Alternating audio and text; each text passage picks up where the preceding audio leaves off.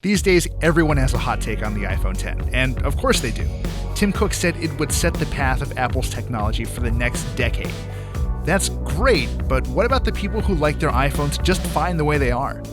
Well, for them, Apple built the iPhone 8 and 8 Plus. They might be more conventional than Apple's other new phone, but make no mistake, these devices are big steps forward for the iPhone.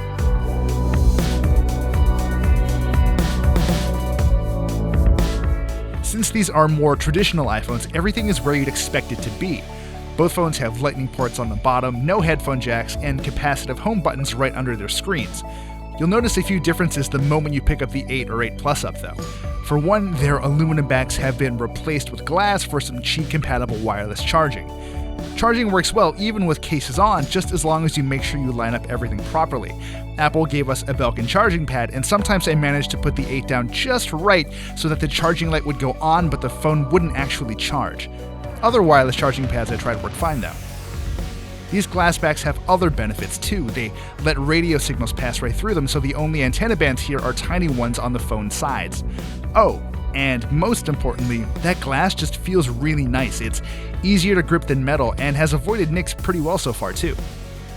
There's obviously a lot of stuff inside these phones, and Apple squeezed everything into bodies that are a little longer, thicker, and heavier than before. That doesn't mean much for the smaller iPhone 8, but the combination of its weight and bezels make the 8 Plus feel a little unwieldy. It's nothing new, but still disappointing since the Galaxy S8 Plus and the LG V30 have bigger screens and feel better. While we're talking about screens, the ones we've got here haven't really changed that much. The 8 still has a 4.7-inch display, the 8 Plus still has a 5.5-inch display, and both of them are just as bright and contrasty as before. Everything is still nice and crisp too, and colors pop especially nicely because of the screen's wide color gamuts. The biggest difference is the True Tone tech Apple transplanted into these things from the iPad Pro.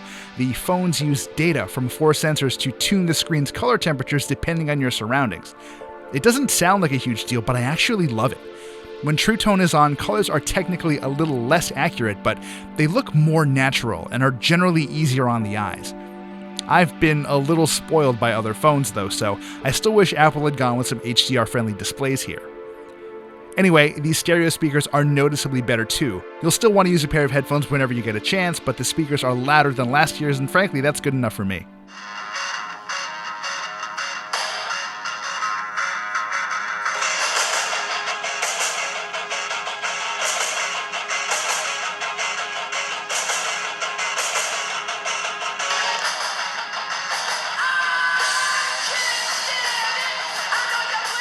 Both phones also run iOS 11, and I just can't go through everything Apple squeezed into that update here. We'll have our full review ready soon, but in the meantime, let's just run through the highlights. Control Center looks completely different and packs handy shortcuts to new features like Do Not Disturb While Driving and the screen recorder. It doesn't take long to get used to, but if you're anything like me, you'll screw up your screen brightness a few times trying to get out of there. The Notification Center is basically gone too, replaced with your lock screen. It's nothing if not familiar, but I wish Apple had cooked up smarter ways to organize all these notifications, like by app, for example. Siri sounds infinitely better than before, and she's surprisingly great at translations now too. Meanwhile, the App Store has been completely redesigned with more of an emphasis on videos and app listings and Apple's own write-ups of apps and app culture. Oh, and there are some sweet new wallpapers. All told, the iOS 11 update packs a lot of handy functionality, but it won't fundamentally change the way you use your iPhone. The iPad is a different story, but seriously, just go check out our full iOS review.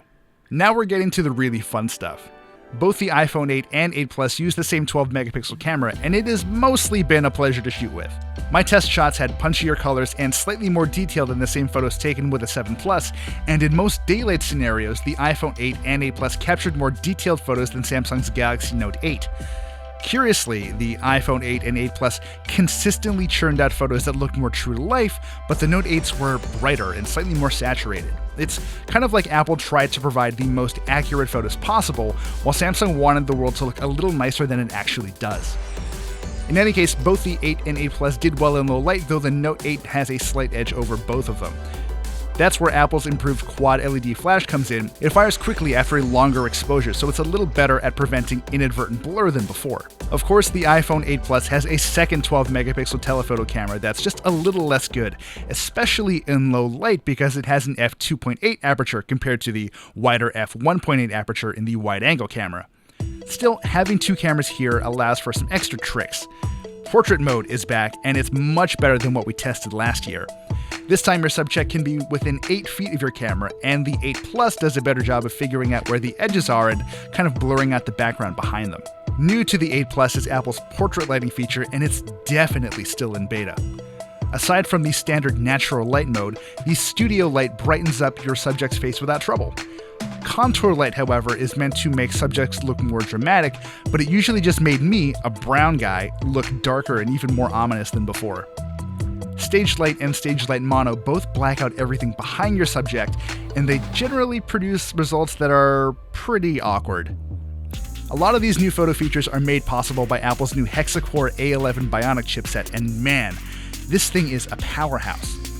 At any given time, the 8 and 8 Plus are mixing and matching its performance and efficiency cores, which results in pretty effortless power no matter what you're doing. The 8 Plus seems better equipped to handle intense tasks though, because it packs 3 GB of RAM compared to the normally 2 GB. All that extra horsepower came in really handy when testing some pre-release augmented reality apps. Despite not technically being done yet, I'm very impressed. The 8 and 8 Plus seem just as good at rendering virtual objects onto physical spaces as Google's Tango apps do, if not a little better, and that's without extra hardware. You might not have jumped on the AR bandwagon yet, but don't worry. The new iPhones have more than enough power to make this stuff and everything else look incredible. Battery life was solid too, and Apple wasn't kidding when it said the iPhone 8s generally last as long as the iPhone 7s. The iPhone 8 Plus's larger battery helped it stick around for longer. In general, if I played my cards right, I could get nearly a day and a half of use out of it, and on quiet days like weekends, I could potentially come close to 2 days. When the iPhone 8 and 8 Plus were announced, they were easily ignored in favor of the more exciting new iPhone 10.